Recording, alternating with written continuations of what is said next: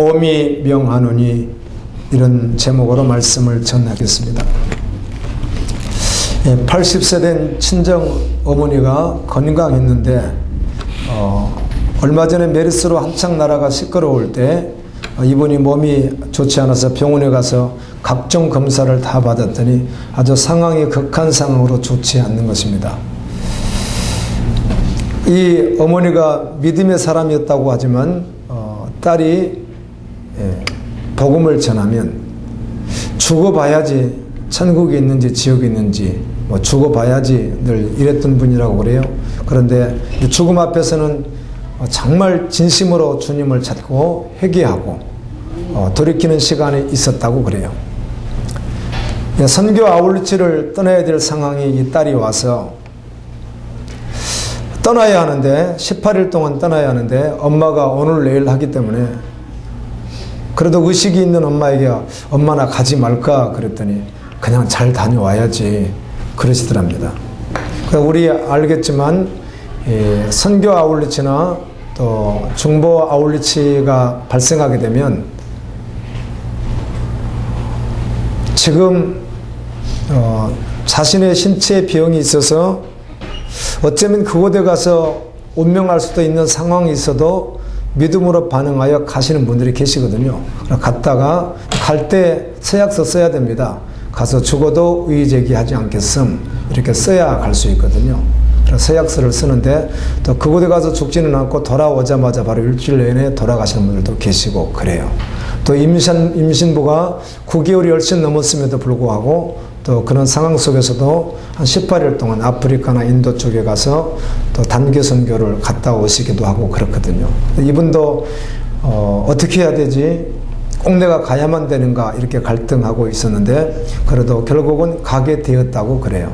어차피 엄마는 오늘 내일 하고 있지만 그런데 그곳에 있는 동안에 연락이 온 거죠. 엄마가 돌아가셨다고.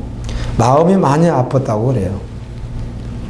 그래서 그 말을 듣고 가서 돌아가신 어머니의 모습이라도 보고 싶은 사무치는 마음이 있어서 한국으로 가서 그래도 어머님 볼까, 돌아가신 어머니지만 이런 마음도 있었다고 하지만 또 나가보시면 알지만 그런 상황이 주어져도 다시 들어오기가 쉽지가 않습니다. 저도 수차례 이렇게 다녀봤지만 다시 올 수 있는 상황이 아니거든요.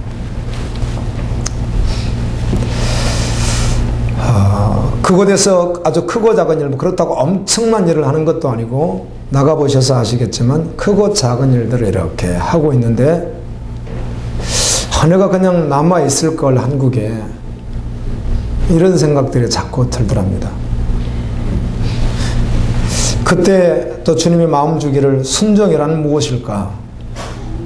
순종이란 어마어마한 일을 하는 것도 아니라 주님께서 지금 내가 있어야 될 곳이 어디인지 모든 상황 속에서 내가 있어야 될 곳이 어디인지 바로 그 자리에 있는 것 그것이 순종이지 이런 마음을 주시더래요.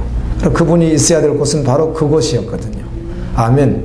엄청난 일을 하고 어마어마한 복음을 전가하고 그런 일이 아닐지라도 정확하게 주님의 그 시기에 그곳에 있는 것이 순종이라고 말씀하시더래요. 그래서 더욱 그렇지 주님께 순종되지는 삶이 나의 삶이지 이렇게 고백되는 시간이 있었다고 합니다. 오늘 말씀을 보면 우리 예수님께서 그의 종 바울을 통하여 오늘 우리에게 주시는 메시지입니다. 이런 말이에요. 복음을 위하여 고난을 받으라. 아멘. 때를 얻든지 못 얻든지 복음을 전하라. 제가 참 곰곰이 묵상했습니다.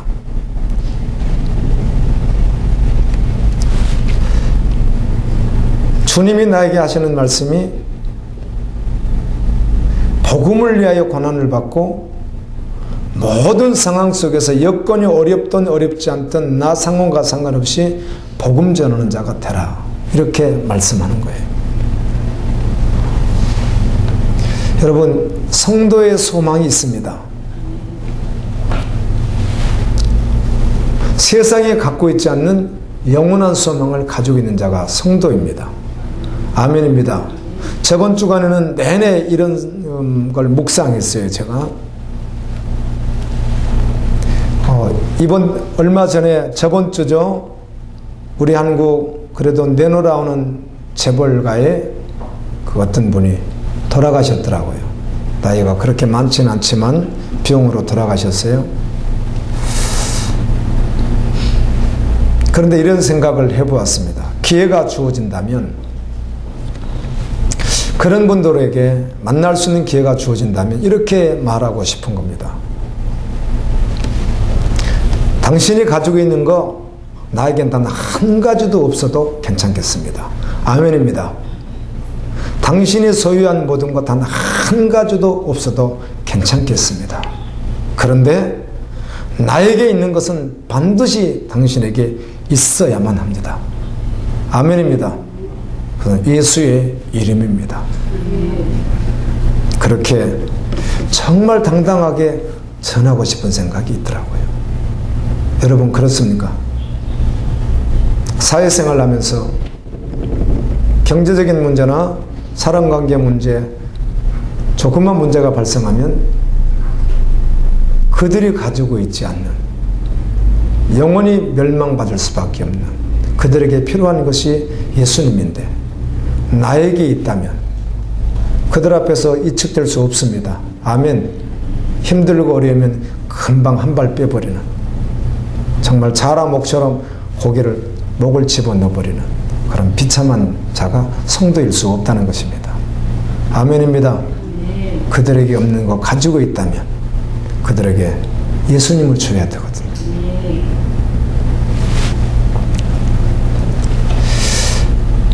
작년에 홍 전도사라고 하는 분이 2014년 12월 전쟁설을 말해서 여러분들이 아주 패가망신한 일이 있습니다.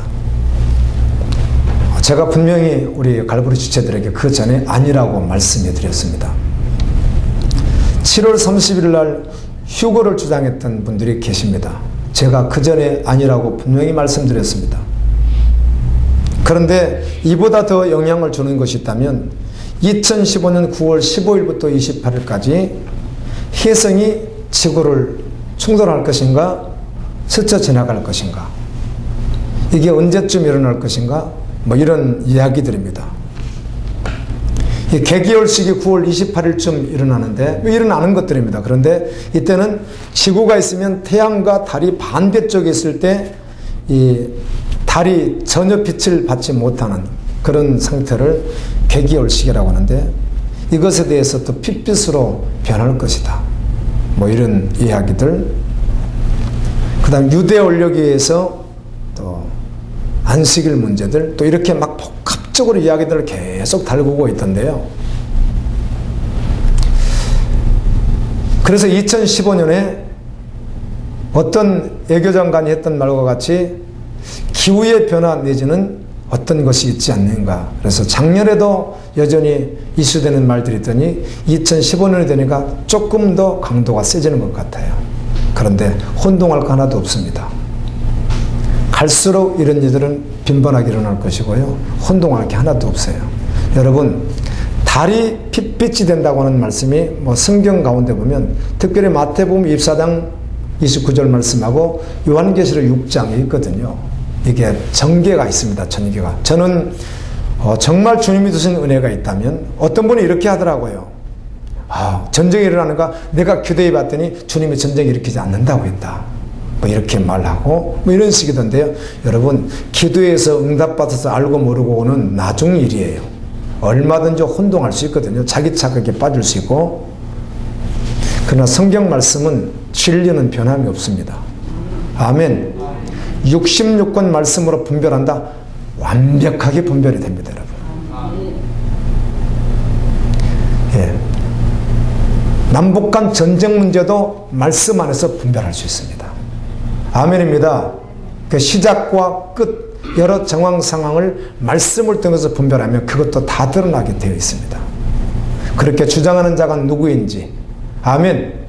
정말 아무리 신실한 주의 종이라고 할지라도 하나님의 종이 아니면 헛소리를 할 수 있기 때문에 바로 알 수 있다는 것이에요. 이해되시죠? 그래서 제가 말하는 건 말씀으로 분별이 가능하다는 뜻이에요. 그냥 정확해요. 혼동할 것 하나도 없어요. 9월설 하나도 혼동할 필요 없어요. 그렇게 되어질 것이면 진행 상황 이 세계가 끝이에요. 뭐 운석이 뭐 지름 뭐 4km니 얼마니 뭐 많은 이야기들이 있던데 상관없어요. 두려울 것 하나도 없어요. 하나님이 반드시 이 땅을 심판하실 텐데 그렇게 해서 되는 일이 아니에요. 아멘. 그런 건 그냥 관심만 갖고 그런 날이 있나 보다 생각하고 우리는 뭐 어떻든 있든 없든 간에 그런데 불안한 정서가 사람들에게 있으니까 어떤 획기적인 이야기를 강력하게 주장해버리면 학설로 사람들은 그날까지 두렵잖아요. 전혀 그럴 필요 없습니다. 오늘 가다 교통사고 나고 죽어도 두려울 일이 없습니다. 믿음의 사람은 준비되어 있다면 그렇습니다. 아멘. 혼동하지 마십시오. 그런 일이 있고 없고 저는 관심도 없을 뿐만 아니라 그렇게 되어지지도 않습니다. 예, 말씀이 그렇습니다. 할렐루야. 그렇게 한번 있다가 나중에 일어나지 않고 연쇄적으로 쭉 일어납니다. 마지막 시대의 징조가. 할렐루야. 말씀이 그렇다는 거예요. 말씀 어렵지 않습니다, 여러분. 특별한 누구만 그걸 알게 되고 아무도 모르고 그러지 않습니다. 여러분이 여호와 경외함으로 말씀을 수백 번 봐보세요. 다 드러나 있지. 예, 혼동할 거 하나도 없다는 거예요. 어떤 분이 저 캐나다 쪽에서 전화가 또 오셔가지고 그 이야기를 하시기를 제가 걱정하지 마시라고. 그런 거 전혀 걱정할 일이 아니니까 믿음으로 오늘 사시는 것이지 그럴 일 없습니다. 제가 그랬어요. 야, 세상에 그렇게 말하죠. 66권 말씀이면 정확히 분별이 된다는 겁니다. 세상 다 분별할 수 있습니다. 아멘. 사람도 분별하고 삶도 분별할 수 있고 어떤 게 진리의 길인지 다 분별할 수 있습니다. 말씀을 모르니까 제가 어제는 이 말씀을 하기 위해서 함부로 할 수 없어서 자료를 꽤나 찾았습니다. 그랬더니 어떤 분이 얼마나 열심히 특심한지 세계적으로 영향력이 있다고 하는 사람들이 말을 한 내용들, 그 다음에 올해 일어날 수 있는 여러 가지 사건들에 대해서 그것만 다 뽑아서 또 기록해 놓은 분이 계시더라고요. 어떻게 하다 보니까 열렸어요. 제가 찾고 싶어 찾은 건 아닌데 봤더니 기가 막힌 말들을 다 써놨는데 제가 봤을 땐 재밌다. 그분도 주의 종이거든요. 그렇게 써놓으신 분이. 그런데 참 재밌네. 사람들에게 잠시의 자극은 줄 수 있을지 몰라도 우리는 매일 끼어서 주님의 신부로 살아갑니다. 아멘. 아랑곳하지 않고 오직 때를 얻든지 못 얻든지 복음과 함께 고난을 받으며 복음을 증거하며 할렐루야 그 앞에 설날을 바라보며 걸어가는 것이에요. 여러분 난리한 난리 소문을 들어도 걱정하지 않습니다. 동요하지 않습니다. 매일 깨어서 걸어가면 되는 것입니다. 사도 바울의 꿈이 있더군요. 사도 바울의 꿈은 성도의 꿈입니다. 신부의 꿈이에요. 어제는 그 청년 대학생 두 사람을 만났어요. 대전에 있는 대학생들의 두 명을 이렇게 만나서 예수를 안 믿는다고 그래요. 그래서 이 청년들에게 이렇게 말했죠. 알아듣든 알아듣지 않든 여러분이 어떤 꿈을 꾸고 있는지는 알 수 없지만 하나님의 꿈을 알고 그 하나님의 꿈에 동참되어진 자만이 정말 꿈을 꾸는 자이니 하나님을 모르고서야 어떤 꿈도 꿈이라고 말할 수 있는 것은 세상에 존재하지 않습니다. 제가 이랬어요. 저는 지금은 믿지 않는 자들을 만날 때마다 복음을 전하거든요. 그런데 어떻게 전할 때 먼저는 앞이 캄캄해요. 어떻게 전해야 될까? 너무너무 캄캄해요. 이게 그렇게 옛날 같으면 그냥 막 예수 믿으라고 막 이러는데 복음을 알고 난 후는 어떻게 전해야 되지? 앞이 캄캄하면 기도합니다. 하나님 무슨 말을 해야 되죠? 이분이 말을 오래만 들어준다면 어떤 증인도 고백했듯이 모든 사람 어떤 사람이든 누구든 세계의 최고의 나름대로 엘리트라고 하는 계층들을 모아놓은 그런 단체 속에서 어떤 그런 곳에서 장소에서 시간을 딱 준다면 정확하게 복음을 제시할 수 있을 것인가? 시간은 한정되어 있으니까. 그렇게 주어지면 정말 정확하게 복음을 전할 수 있을 것인가? 이런 고민을 해봤다고 그래요. 그래서 저도 요즘에 그런 고민을 참 많이 합니다. 1시간의 시간이 딱 주어진다면 나사 직원들 다 모아놓고 말이에요. 복음이 없는 자들 다 모아놓고 그들에게 시간을 주어지면서 정확하게 그들에게 66권에 있는 십자가의 복음을 정확하게 전달하라면 전달할 수 있을까? 이런 고민을 하다가 요즘엔 계속 그런 데 관심을 갖게 되더라고요. 여러분 어떻습니까? 그래서 이분이 몇 분 들어줄지도 모르고 몇 초를 들어줄지도 알 수 없기 때문에 그냥 기도하는 마음인데 그렇게 딱 나갔어요. 하나님이 가지신 꿈이 있는데 형제들이 어떤 꿈을 꾸고 있어도 그 꿈은 하나님과 함께 꾸는 꿈이 아니라면 꿈이 될 수 없습니다. 이렇게 말해줬어요. 여러분 꿈이 있습니까? 사도 바울은 꿈이 있습니다. 당연히 천국이죠. 당연히 하나님의 나라죠. 주님이 주실 상이죠. 그래서 그는 그 소망을 가지고 이 땅에 살아갈 때 모든 상황 속에서 증거자로 살아갔어요. 복음 전하는 자로. 하나님의 나라 부흥과 선교 완성을 위하여 정말 달려가더라고요. 어제부터 오늘까지 이틀 동안 계속 묵상하는데 주의 사람이 그렇게 살아갔지. 그 꿈에 사로잡혀서 한결같이 걸어갔지. 그리고 저를 계속 들여다보면서 간절함이 생겼어요. 주님 은혜를 주십시오. 아멘. 주님 은혜를 주십시오. 아주 간절함이 생기더라고요. 당연히 바울처럼 살아가야 되는 게 우리의 삶의 어떤 모델이거든요. 전혀 바울하고는 상관없이 살아가면서 바울 이렇게 할 수가 있으니까.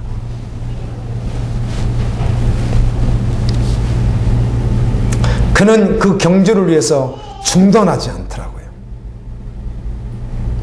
엎어졌다 자빠졌다 질퍽거리지 않더라고요. 보니까 성경을 수없이 읽어보는 가운데 사도행전부터 바울이 기록한, 사도행전에 바울이 기록하지 않았지만 누가가 그랬지만 그곳에 나와 있는 사도 바울의 삶과 그리고 로마서부터 쭉 기록한 말씀들을 봤더니 질퍽거리지 않더라고요. 사람이 가다가 중단하고 그러지 않는 거예요. 그냥 달려가는 거예요. 그 길을 그날까지.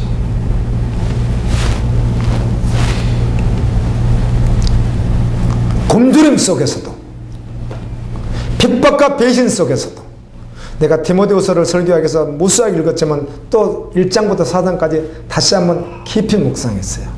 쭉 1장부터 4장까지 계속 보았어요. 그랬더니 나를 아시아에서 대부분 사람들이 배반했어. 그 배반을 다른 번역 성경은 복음을 증거하다가 체포되어서 감금당하기 직전에 그가 막 증언하는데 다 도망가 버렸다는 거예요. 그 중에서 특별히 한 2사람 정도는 대적하고 그랬다는 거예요. 원래 평소에는 편할 때는 같이 다녔었는데 예수 그리스도 십자가 지실 때 도망갔던 상황 같은 모습이 자기에게 있었다고 하더라고요. 그러나 그들에게 허물을 돌리지는 않겠다 이렇게 하더라고요. 그러는 거예요. 가만히 생각해 봤더니 그냥 존재가 그렇게 되어버렸어요. 아멘. 존재가 그렇게 바뀌어버렸더라고요. 바울이. 뭐 이랬다 저랬다 할 수 없는 존재로 바뀌어버린 거예요.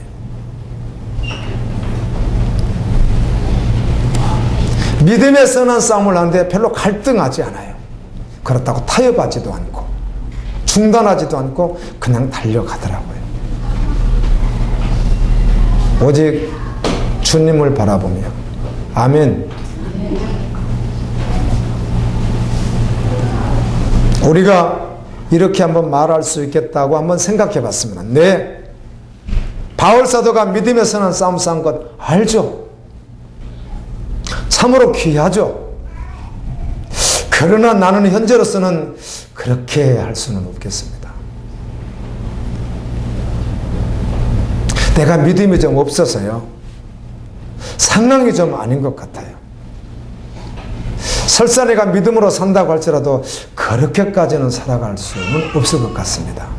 제가 혼자 생각해 보는 것입니다. 우리의 어떤 사정에 대해서. 그래서 그 다음에 이렇게 또 생각 되어지더군요. 혹시 이런 생각을 하고 계시는 분이 혹시 있다면 네, 사도 바울 선한 싸움 싸운 건 맞습니다. 참 귀하죠. 그러나 나는 현재로서 그렇게 존재로 살아가는 것은 이렇게 혹시 내가 믿음이 좀 부족했어요. 아내가 바울하고 뭐 비교해서 되겠어요. 상황이 좀 나아지면요. 아직은 좀 아닌 것 같아요. 혹시 존재가 그렇게 되어 있다면 이렇게 주님이 질문하시던 어떤 증인이 질문한다면 이렇게 질문할 수 있겠다.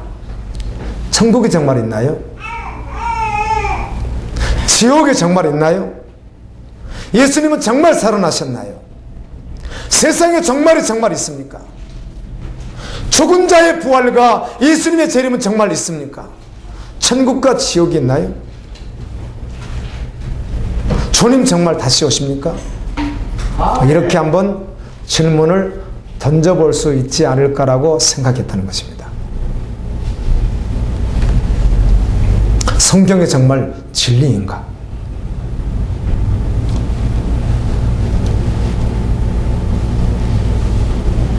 나나 여러분이 오늘 또 동일하게 말씀을 보게 되는데요. 에스겔, 이사야, 예레미야, 서선서를 다를 동일하게 보면 말씀들이 대부분 어때요? 동일해요. 아멘.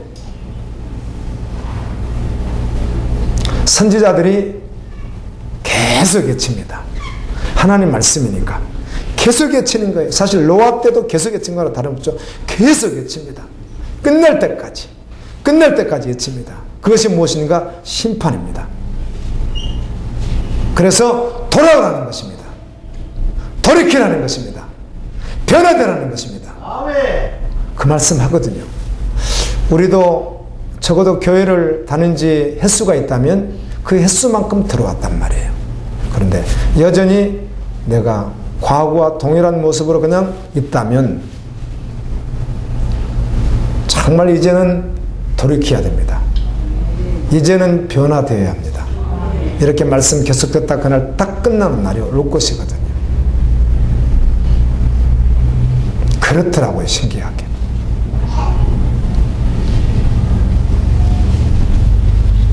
이사야가 700년대 사람이라면 아모스는 800년, 예레미야는 600년, 그러니까 100년, 100년 이렇게 차이가 납니다. 아모스가 예치던 말씀이 그 시대에 그대로 이루어지지 않습니다. 이사야가 예친 말씀은 양쪽으로 걸리죠. 예레미야가 예칠 때도 심판과 마지막에 양쪽으로 걸려있죠. 그런데 계속 예치시더라고요. 말씀을. 하나님의 말씀을. 동일하게. 우리도 동일하게 하는 것 같아요. 여러분 200년씩 우리 듣고 있지 않잖아요. 지금요. 불과 몇십 년 정도 들었죠. 계속 듣고 있는 거예요.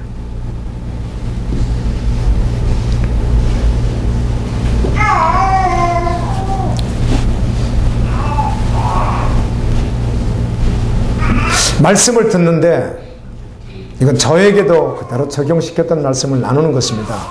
말씀을 제가 보고 묵상하는데 여러분 듣는데 아, 내가 이것은 정말 정리해야 되는 것이구나. 하나님께 정말 온전히 들어줘야 되는 것이구나. 느껴요, 분명히. 그래야 될 것 같아요.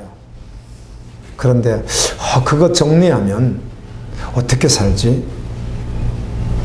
일단 재미가 없을 텐데.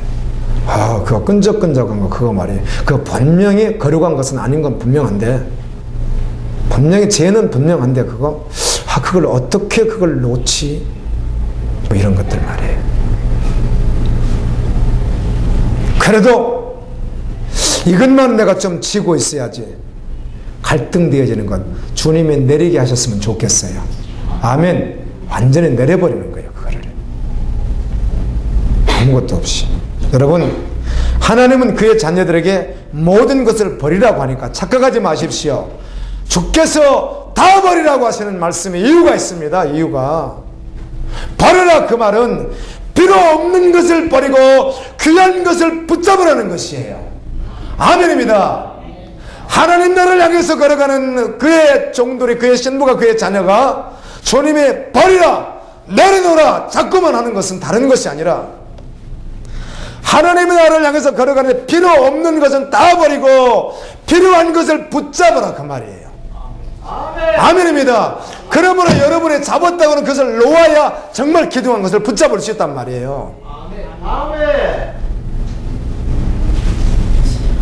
주님이 우리에게 뭘 희생하라 버리라 라는 것이 아니라 그걸 버려야 내가 존귀한 것을 붙잡을 수 있으니 한 주먹으로 다 질 수 없잖아요. 뭐 얼마나 예화가 많습니까? 뭐 아프리카 뭐 원숭이 잡는데 조그마한 잡을 방법이 없으니까 이렇게 호리병 같은 데 음식을 집어넣고 이놈이 손을 집어넣으면 손만 빼면 나올 수 있는 것을 그걸 잡고 그냥 끝까지 이렇게 있다고 그러잖아요. 잡힌다고 그러잖아요. 이와 같이 그건 네가 놓아야 된다. 그래야 네가 사단의 어떤 속임수에 넘어가지 않고 내가 머리채 잡히지 않는다. 아멘. 그걸 놓아야 비로소 너가 그러한 것을 잡을 수 있다. 그래 그걸 놓아라 그 말이에요. 주님은요. 다 놓아라.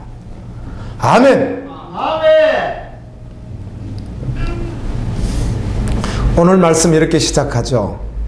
참 기가 막히더라고요. 한 절 1절 한 절 말씀이 얼마나 기가 막힌지 얼마나 묵상했는지 몰라요. 1절 말씀을 밥 먹으면서도 세면하면서도 왔다 갔다 하면서도 졸다가도 이 말씀이 계속 묵상되더라고. 주야로요.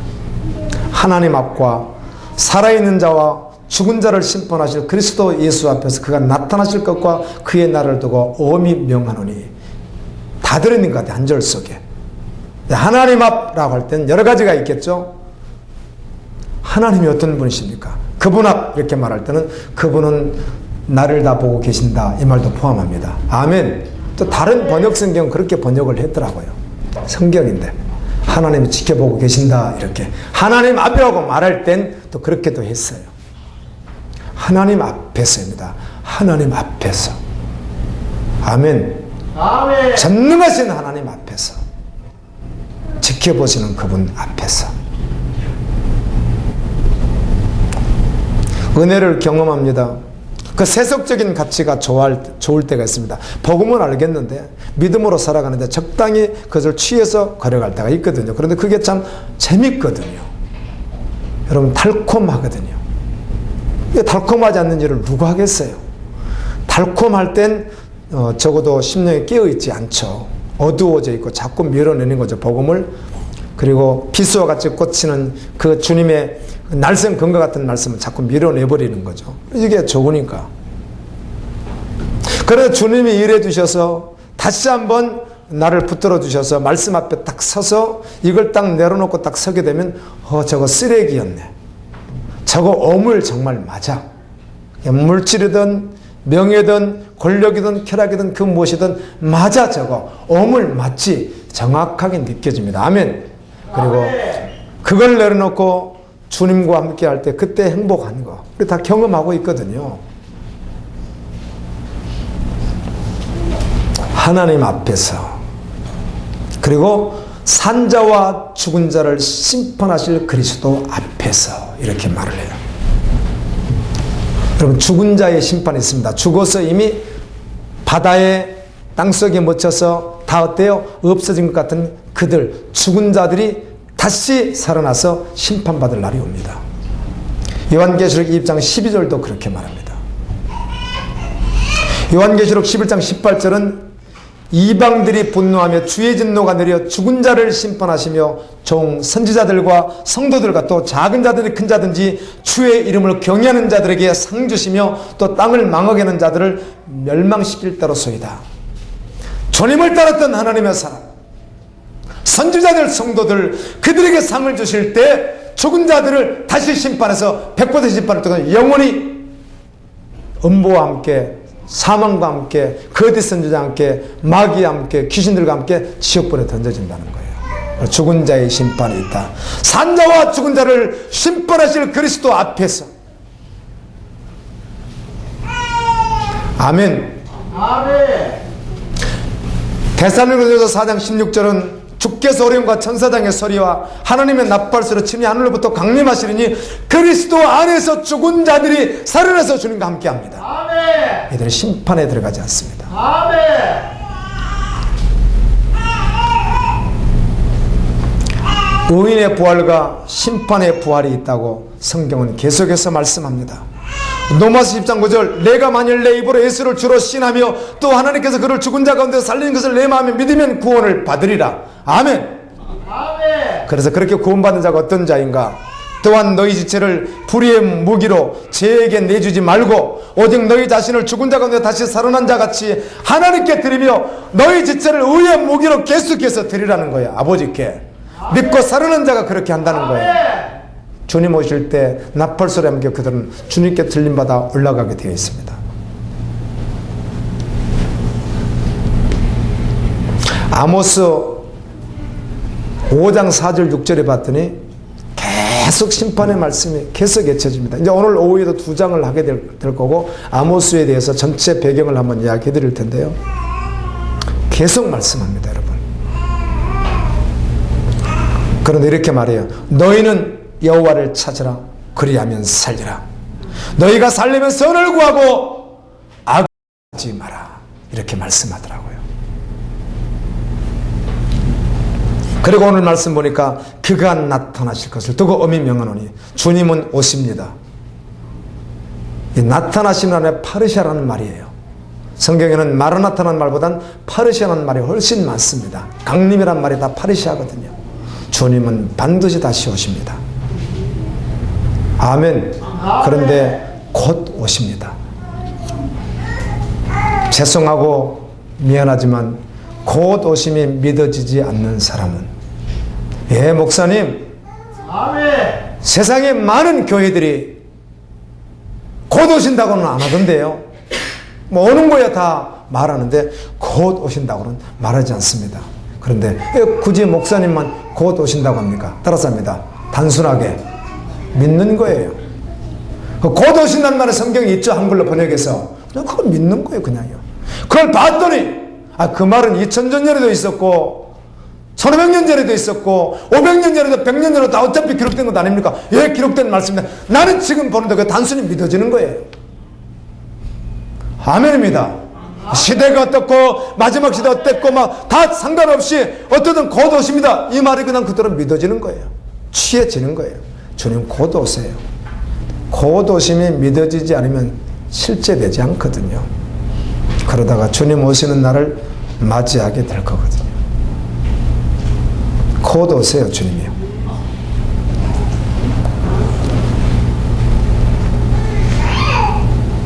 그리고 그의 나라라고 말합니다. 그의 나라. 그의 나라. 하나님 앞, 산자와 죽은 자를 심판하실 예수 그리스도 앞, 그리고 나타나실 그분 앞, 그리고 그의 나라. 그의 나라는 하나님의 나라예요. 아멘. 그의 나라를 다른 번역 성경은 그냥 왕국 이렇게 번역했더라고요. 킹덤 오브 갓, 그냥 왕국, 천국입니다. 그의 나라, 하나님의 나라를 믿으세요. 그 나라 말이에요. 영원히 존재하는 그 나라. 정말 존재합니다. 그리고는 엄히 명하노니, 정말 엄히 명한다. 디모데야 엄히 명한다. 그리고 이렇게 말해요. 바울이 지금 로마 감옥에 갇혀 있으면서 죽을 날이 얼마 남지 않았거든요. 겨울이 다가오는 거. 그래서 추워서 그런지 어쩐지 디모데야 너 올 때 그 양피지에 쓴 성경책도 좀 가지고 오고 겨울옷이 한 벌 있어. 그곳에 예뚝 하나 있다고. 그럼 아마 겨울을 날 걸 생각한 것 같아요. 바울이 추위에 옷을 안 주는 거겠죠. 감옥에서. 그러니까 그 옷 하나 좀, 내 옷 거기 있는 거 있는데 겨울에도 있는데 그거 하나 좀 갖다 달라고. 그래요. 그렇죠? 나 너 정말 보고 싶다고. 디모데야 빨리 좀 나 좀 보러 와다오. 이러더라고요. 바울이. 오늘 말씀 4장에 그렇게 돼 있죠. 얼마나 보고 싶었는지 몰라요. 근데 그에게 그렇게 사랑하는 아들이라고 말하는 디모데, 너 참 양심이 바른 자야. 너희 할머니 누이스야, 어머니 또 윤희게 그런 분들의 신앙을 본받아서 너 양심이 얼마나 바른지. 부모 신앙이 정기예요. 아멘. 부모가 신앙이 귀해요. 그랬어요. 잘 믿으셔야 돼요. 좋은 열매를 맺어야 돼요. 그 양심이 그대로 너 가지고 있는 참 선한 양심을 가지고 있고 믿음으로 살아오는 디모데야, 내 아들아, 너 올 때 그 가죽에 쓴 거 가지고 오고 그 다음에 내 그 겨울옷 그 있는 거 그거 좀 갖다 달라. 뭐 겨울옷이 얼마나 변변했겠어. 그런데 아마 겨울을 막 날려고 하는 것 같아요. 그러니까 죽을 때 죽더라도 추운 것도 추운 거니까 그랬는지 하여튼 그 옷 좀 갖다 달라 그러더라고요. 그 디모데에게 엄히 명하노니 이렇게 하는 거예요. 그 엄히 명한 것이 하나님 앞과 산자와 죽은 자를 심판하실 그리스도 앞과 나타나실 그분 앞에서 아멘. 하나님의 나를 두고 그 앞에서 엄히 명하노니 그 엄히 명한 게 무엇이냐 그 말입니다. 엄히 명한 것이 그 말씀 오늘 받아야 되는 거예요.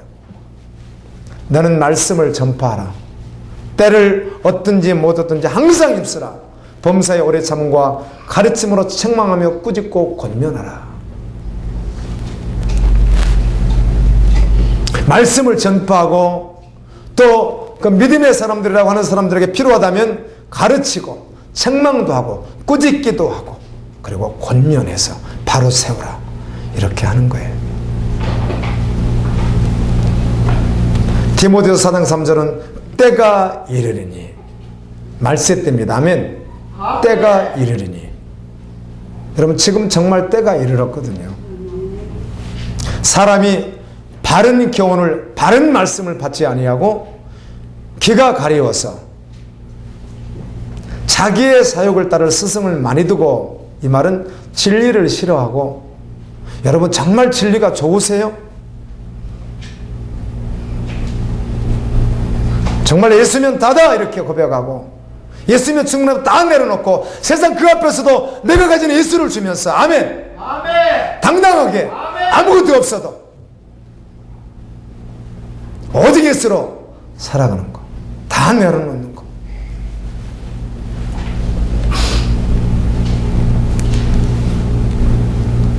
그런데 이걸 싫어하고 영적으로 변질된 떡을 주면은 만족해하는 그런 시대가 올 것인데 언제나 있어 왔으나 마지막 때는 더욱 그렇다 이렇게 말을 해요. 오늘 말씀이 그래요.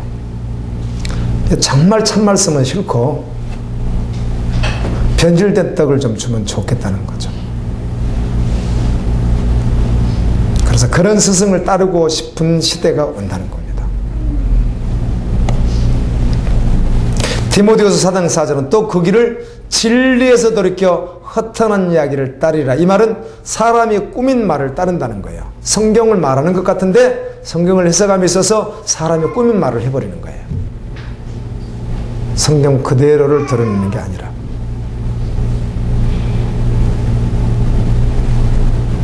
아모스 5장 12절 보니까 이런 말씀이 기록되어 있더군요. 마지막 때가 악한 때인데 이 악한가 지혜를 말해하는 자들이 잠잠한 것 이것을 악한 때다 이러더라고요. 기가 막힌 말씀이 있더군요.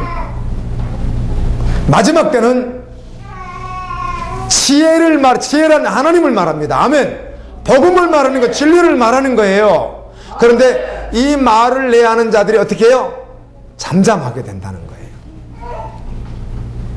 그래서 아모스 말씀 여러분 잘 기억하고 있듯이 마지막 때 우리의 양식이 없어서 줄이는 것도 아니고 물이 없어 가람이 아니라 말씀이 없어서 가람과 기근이다 이런 말씀도 같이 나오잖아요. 네. 지혜를 말해야 한다. 하나님의 진리를 선포해야 되는 자들이 잠잠한 것이 마지막 때이고 악한 때이다 이렇게 말씀하더라고요. 디모데후서에 말세에 나타나는 현상에 대해서도 기록해주고 있습니다. 믿음으로 사는 자는 반드시 고난이 있다는 것입니다. 아멘. 아멘. 믿음으로 살고자 하면 고난이 있다는 것이에요. 그러나 믿음으로 살지 않는 사람은 돈을 사랑하고 자기를 사랑하고 쾌락을 좋아하며 선한 것보다 악한 것을 더 좋아한다고 되어 있습니다. 로마서 8장인 육신의 생각은 하나님과 원수가 되나니 이는 하나님의 법에 굴복하지 아니할 뿐 아니라 할 수도 없습니다. 너희가 육신대로 살면 반드시 죽을 것이로되 영으로서 몸의 행실을 죽이면 살리니. 따라서 합니다. 영으로서. 저번 주에 이 말씀이 그렇게 떠오르더라고요. 저에게. 자, 그럼 막 묵상했어요. 그냥 떠오르니까 걸어가도. 영으로서 너의 몸의 행실을 죽이면 살리니 이렇게 하시더라고요.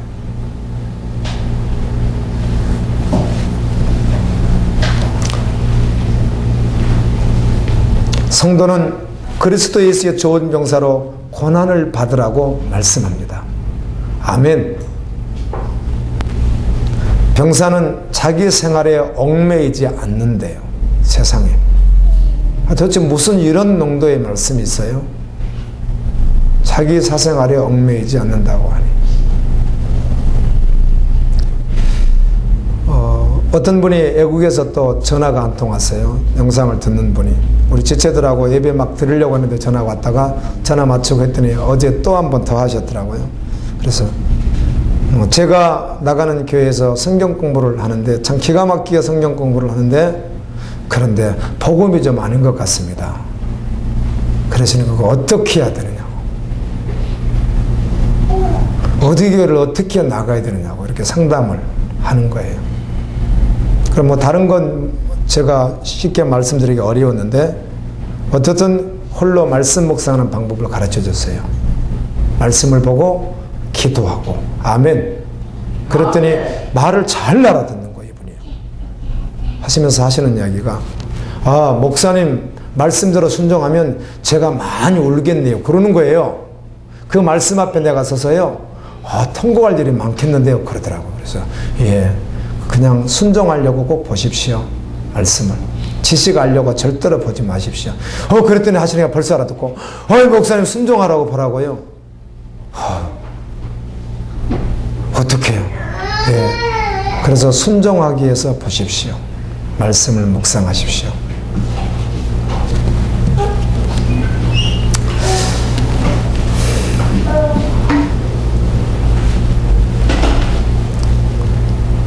여러분, 주님을 믿는 사람은 자기 생활에 얽매이지 않는다. 전제적으로 이 말에 대해서 동의하십니까?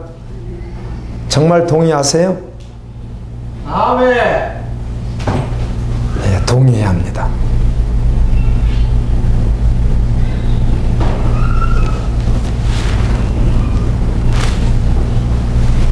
디모데후서 1장 1절부터 4장 20절까지 전체 말씀 속에 또 이런 말씀이 있죠. 새 속의 물이 도무지 스며들지 못하게 하라는 거예요.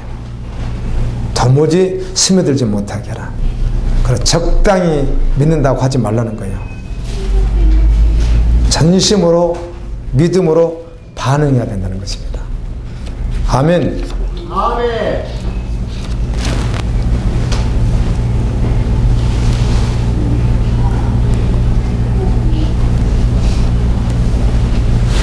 지금도 살아서 세상의 것을 채우는 일에 아주 몰두하는 사람들이 있습니다. 보통 사는 사람들도 있지만 아주 몰두하는 사람들이 있거든요. 어떤 분야에 정말 열심히 사는 사람들이 있거든요.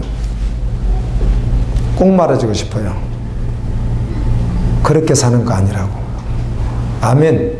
아멘. 예수님 안에서 살아야 된다고. 아멘. 꼭 말해주고 싶어요.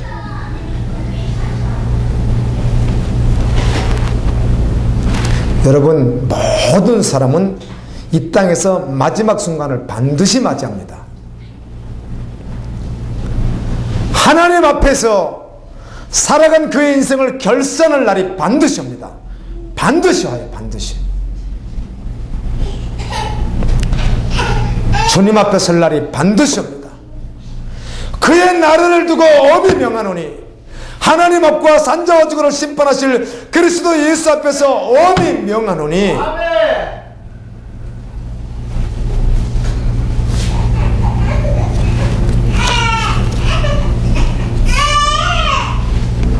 이사야 39장 7절을 봤더니 이런 또 기가 막힌 말씀이 있어요. 참 성경을 보고 묵상한다는 게 얼마나 즐거움이고 기쁨인지 몰라요.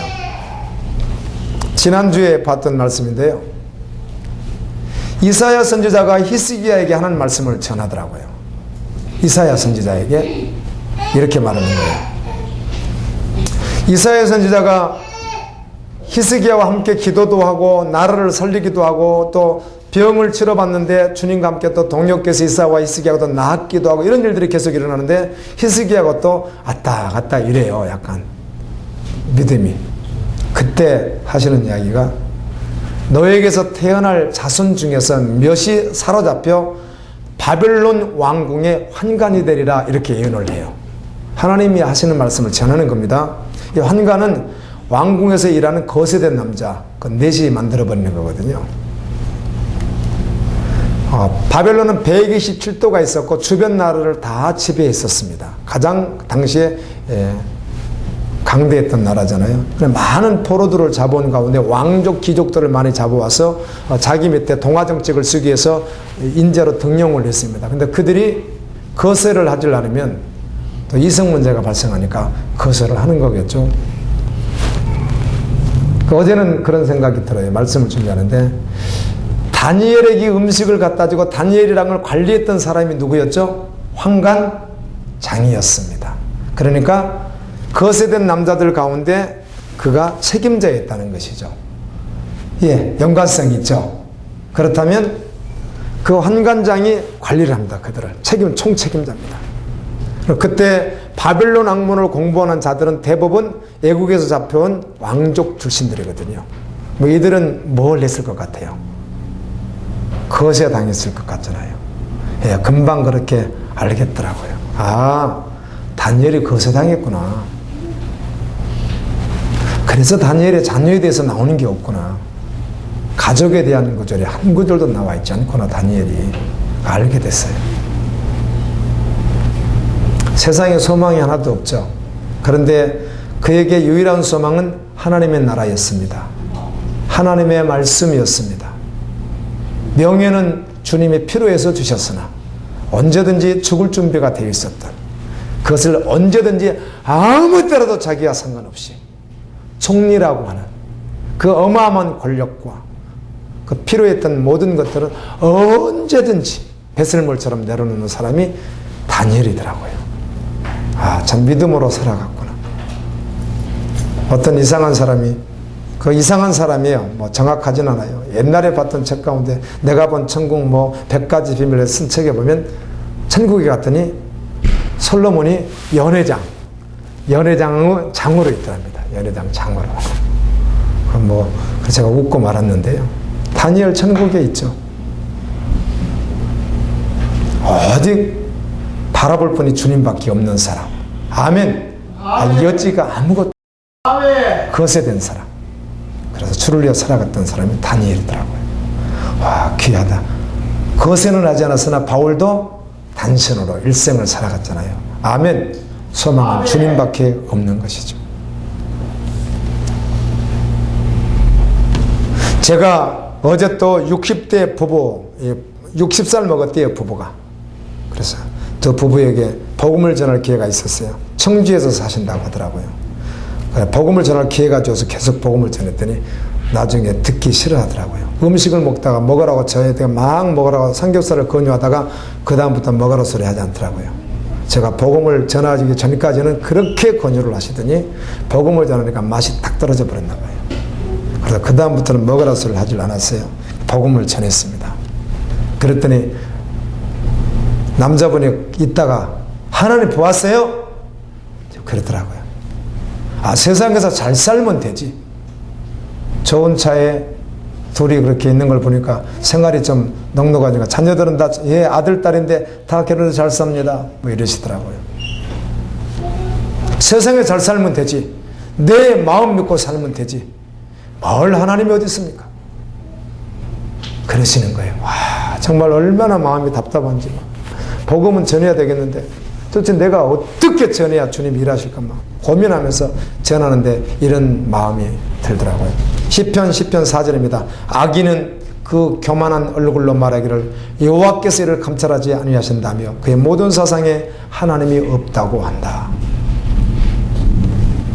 이렇게 한번 나눠보고 싶습니다. 여러분, 모든 영역에 하나님이 계십니까? 여러분, 모든 사람의 영역에 하나님 앞에 있습니까? 산자와 죽은 자를 심판하실 그리스도 예수 앞에 있습니까?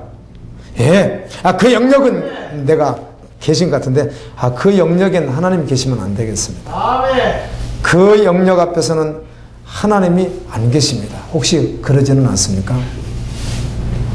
그러다가 주님 만나면, 그렇게 하다가 주님 만나면 말씀을 맺습니다. 하나님 앞과 살아있는 자와 죽은 자를 심판하실 그리스도 예수 앞에서 그가 나타나실 것과 그의 날을 두고 엄히 명하노니 때를 얻든지 못 얻든지 복음을 전파하라. 복음과 함께 고난을